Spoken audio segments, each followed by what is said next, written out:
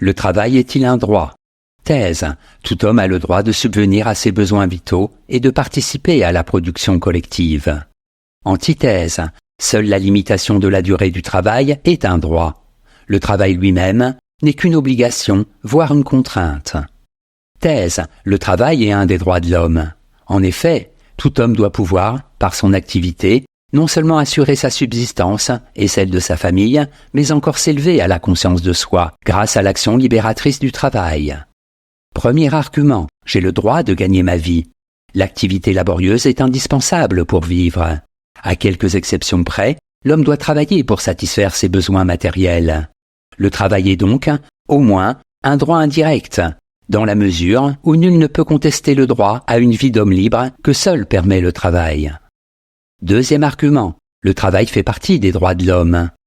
La Déclaration universelle des droits de l'homme de 1948 précise que le travail est un droit, c'est-à-dire que chacun doit pouvoir exercer une activité rémunératrice parce que, comme le précise l'article 25, toute personne a droit à un niveau de vie suffisant pour assurer sa santé, son bien-être et ceux de sa famille.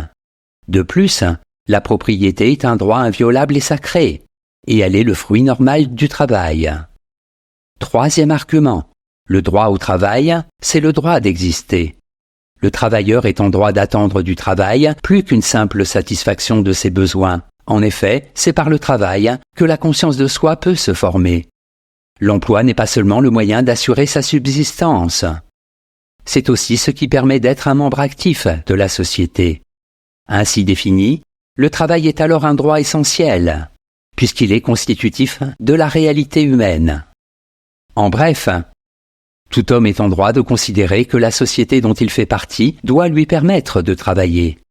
Il peut ainsi participer à la production des richesses, source de la prospérité collective. Antithèse. Le travail n'est qu'une contrainte.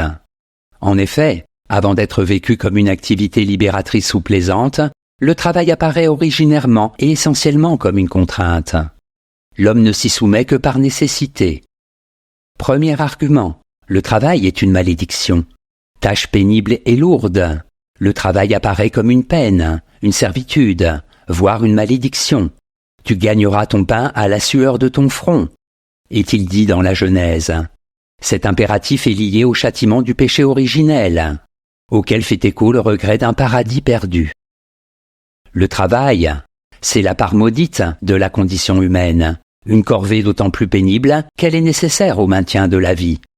Hésiode évoque avec nostalgie cet âge d'or où les hommes pouvaient vivre sans travailler. Deuxième argument, travailler c'est aliéner sa liberté. Pour un Grec de l'Antiquité, le travail est le fait des esclaves. L'homme d'action, le politique, le philosophe, eux, ne travaillent pas. Et leur activité est considérée comme d'autant plus éminente qu'elle est délivrée des contraintes de la nécessité et suppose, au contraire, un certain loisir. Troisième argument, le travail est la meilleure des polices. Nietzsche ne s'y trompait pas en soupçonnant que l'insistance avec laquelle une société prône le droit au travail n'est absolument pas innocente. Les forces créatrices, en réalité, sont détournées de leur vocation naturelle, la pensée, le plaisir, pour être investies dans des activités socialement utiles. En bref, dans certaines conditions sociales, le travail devient une activité contraignante. Vécu comme une corvée, il éloigne l'homme des activités qui lui plaisent. C'est alors la pire des malédictions. Synthèse. Les anciens distinguaient travail, œuvre et loisir. Le travail, c'était la tâche répétitive que pouvait faire aussi bien la machine, l'animal ou l'homme. L'œuvre, c'était la production de quelque chose en fonction d'un projet. Le loisir, c'était la culture de l'esprit. Aujourd'hui, le travail est devenu un mot qui désigne toute activité socialement rentable. Travaille ainsi non seulement l'ouvrier, le paysan, l'employé ou le cadre, mais encore l'écolier, l'artiste ou le sportif professionnel.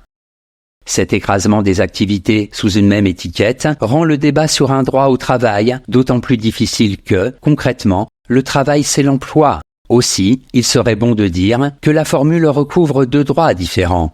Le droit à l'emploi pour une vie décente et le droit d'exercer une activité susceptible de permettre l'épanouissement et l'accomplissement de soi. Nous ne devons pas travailler seulement pour vivre, mais encore pour bien vivre. Notes et commentaires. Aliénation. Le travailleur est aliéné lorsqu'il est dépossédé de ce qui le constitue au profit d'un autre qui l'a servi. Droit au travail. Si la Déclaration des droits de l'homme reconnaît le droit au travail, article 23, elle reconnaît aussi le droit au repos et au loisir, article 24. Âge d'or. Période mythique, généralement située au début des temps et pendant laquelle les richesses sortaient spontanément de la terre, sans que les hommes aient besoin de travailler. Citation. La notion de travail s'est substituée à la notion d'œuvre, à mesure que le rendement a été plus recherché. Mais le travail est un moyen de vivre et rien de plus. L'œuvre est une raison de vivre et ce n'est pas la même chose. Paul Valéry.